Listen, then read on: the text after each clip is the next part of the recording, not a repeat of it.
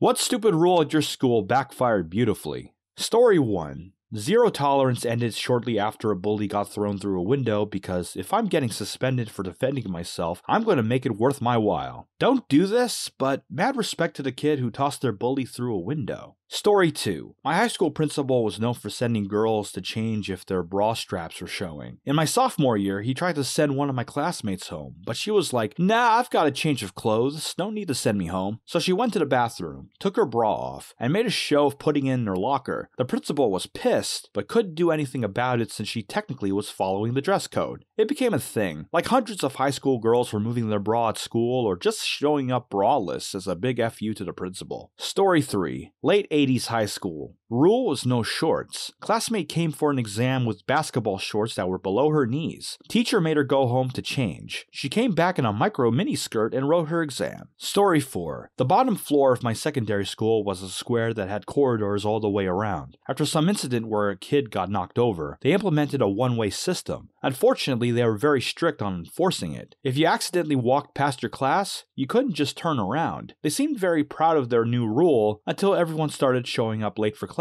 because they had to do extra laps of the bottom floor. Story 5. A long while back, but my school banned the color pink because a bunch of students were wearing it one October and they thought it was a gang thing. It was for Breast Cancer Awareness Month. The rule didn't go well for them. My principal banned pink silicone bracelets. They were being sold in town to raise money for breast cancer. 6 months later, she had to have chemo to treat her breast cancer. It's not really funny, but it's kind of ironic. Also, yes, she survived. I still see her around town on occasion. Full remission. Back to better health than before. Story 6. My spouse's workplace realized they didn't have a policy about sending adult images or jokes as part of their email acceptable use policy, so they added it. Except they made it a firing offense to send or receive sexual content. I think the intent was to stop people from subscribing to such content. They also said that your access would be immediately revoked until a determination was made. So someone got fired for something else and decided to send their whole management chain a graphically sexual image, then reported using the anonymous tip line. IT got the report, concluded they did indeed receive adult content, and did as required. Suspended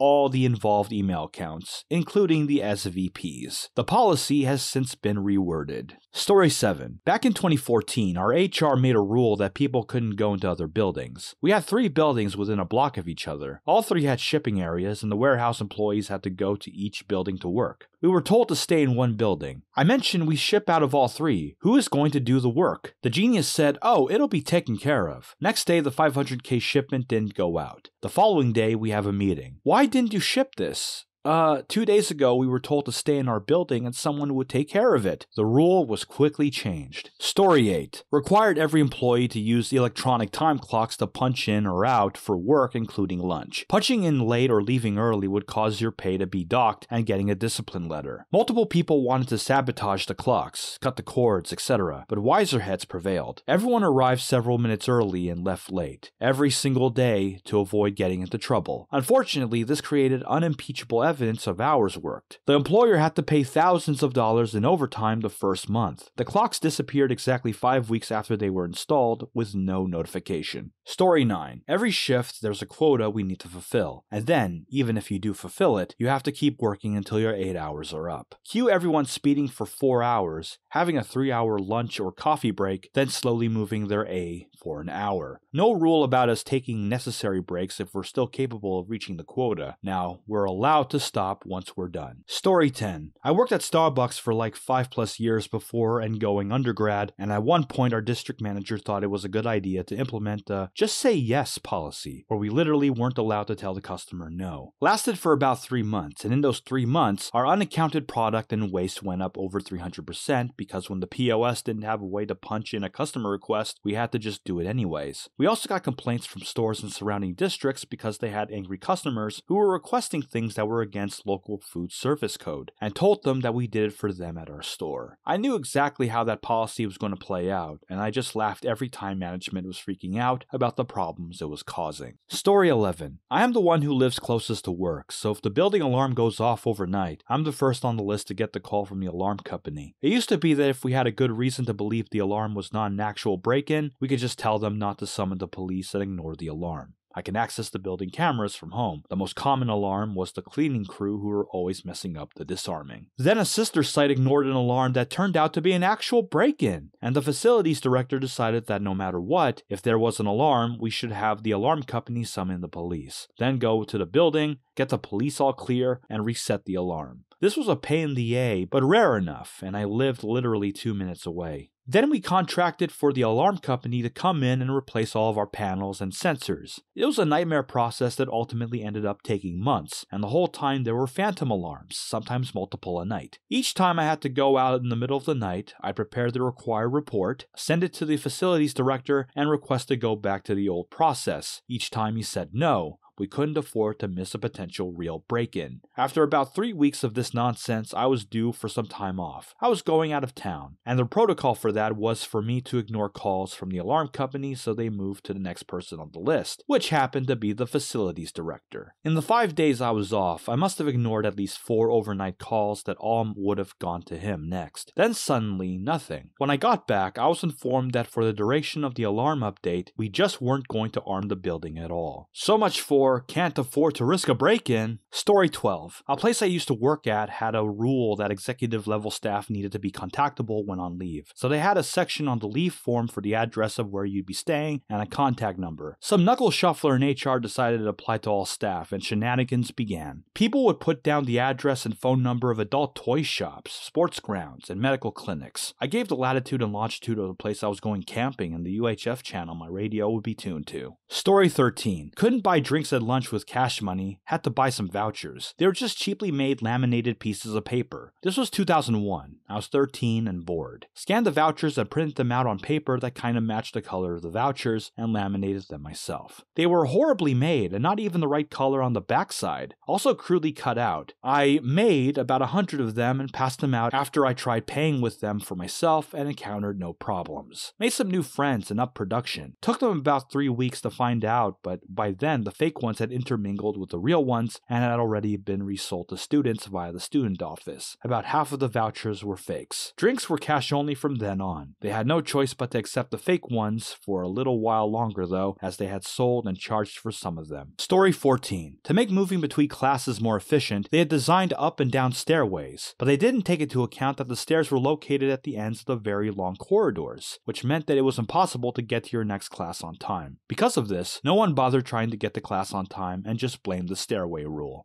Story 15. Not a rule, but a change in policy. I used to work at a major beer distributor as a delivery driver. They decided to start using less glue in the packaging to save money. We're talking a few cents per package. As a result, breakage during distribution increased drastically, causing them to eat a lot more damaged products. It caused a large loss in profit that they quickly changed course. Story 16. Students used to smoke in the toilets, so the headmaster decided to lock all male toilets except one. Now my school had around 700 students, out of which around 300 were male. Everyone realized that it became impossible to go to the toilet quickly. Result? Some guys went to one and or defecated in all the trash cans. A lot. No one found them, but all the other toilets opened up immediately. Story 17. I went to a strict Catholic school with uniforms. The kids in 4th to 8th grade had to wear belts until we got a new principal who made it mandatory for all kids in the school to wear belts. Many bathroom accidents from kindergartners, 1st and 2nd graders later, and complaints from parents of course, the principal rescinded her addition to the dress code. More recently, this principal was fired for embezzling money from the school. Story 18. You can't speak a foreign language at work unless you're a certified translator in that language. We had a guy in a customer service position that spoke Spanish as a second language. Yeah, his regular Spanish-speaking customers were confused as to why he could no longer speak to them in Spanish, because they knew he was fluent. Eventually, Jay explains to them, in English, that they made it against the rules for him to speak Spanish. They weren't happy about that. Story 19. Back in the early 2000s, my high school implemented a policy that you had to wear your ID tag at all times. If you didn't have it on, you were sent home. So many students lost their ID tag to go grab food or skip a class. We were the only graduating class to wear them all 4 years. The policy ended soon after. Story 20. I worked at a language teaching center where the lessons were pre-planned by the curriculum, and on weekdays we often only have 2 to 3 hours of classes sporadically spread out through the afternoon or evening. The management was pretty chill when I started, and people just planned their lessons in bulk, which basically entailed checking your schedule and printing out the required unit or session worksheet, and just showed up 10 minutes before to deliver the lesson. On weekends, we'd have full 10-hour workdays. Apart from that, we'd have the odd training session or faculty meeting, but otherwise you could basically go home and do whatever you wanted between lessons. All the provided apartments were within 10 minutes walking distance of the center, so this was pretty ideal. The nice managers left, and the new management were a-holes who started scheduling mandatory office hours where we had to be in the center with absolutely nothing to do. There'd be a 12 o'clock staff meeting, and by next lesson, it would be 4 to 6 p.m. And then 3.5 BS office hours in the middle. When we asked them what we should do, they said, think about your teaching methods. Basically BS dick waving. A bunch of other teachers started watching movies on the projectors in the spare classrooms. I brought in my Switch. Some people would just straight up go nap in the beanbags in the reading nook. The thing was, there was literally no busy work they could generate, and soon it was apparent to everyone, especially prospective new students and parents, how unprofessional and awful it made the center look. The managers embarrassingly just dropped scheduling and enforcing these office hours. Story 21. Back in 2011, the company I worked for had the bright idea to block all social networks because, employees should work instead of slacking off on Facebook. I could write volumes of books on the toxic culture in that place, but the owner/president, who lived in a different country and visited about every few months, was universally feared by everyone, and a few days before his arrival, the whole building went into panic mode. So a few weeks after the social network ban, His Royal Highness shows up, and 5 minutes later, half of the IT department is scrambling to his office. Apparently there was an issue with the Wi-Fi, or at least that's what he figured since he couldn't log into Facebook. It was fixed in seconds. A few years and 3 promotions later, I made a joke about it with him. Instead of a laugh, I get a confused look. Turns out he still thinks it was some internet problem, since whoever decided to ban social networks didn't have the balls to tell him about it after the incident. Story 22. I was working as a medical assistant at a private practice medical clinic. Our clinic manager wouldn't allow the new receptionist to drive to the bank to deposit cash. Made her walk carrying the money bag so she couldn't drive away with the money. Bizarre, I know. That went on for a few weeks. Then the receptionist was mugged and over $1,000 in cash was stolen. She was allowed to drive after that. Story 23. Not a stupid rule, but I think this should apply. I'm in aviation maintenance and wanted to leave the current company that I worked for 12 years with. During my interview at the new company, I was asked why I was thinking of leaving my current job, being that it was a good and reputable company. I said new management is all about efficiency and not the one thing aviation maintenance is all about: safety. Interviewer liked my interview and assured them their company doesn't cut any corners in safety versus cost. I got the job. Fast forward 6 months or so, I'm the new guy, so I get the short end and have to work Xmas Eve. Should be a short day. The boss's plane is coming in from Cabo to drop off chartered passengers, fill up on fuel,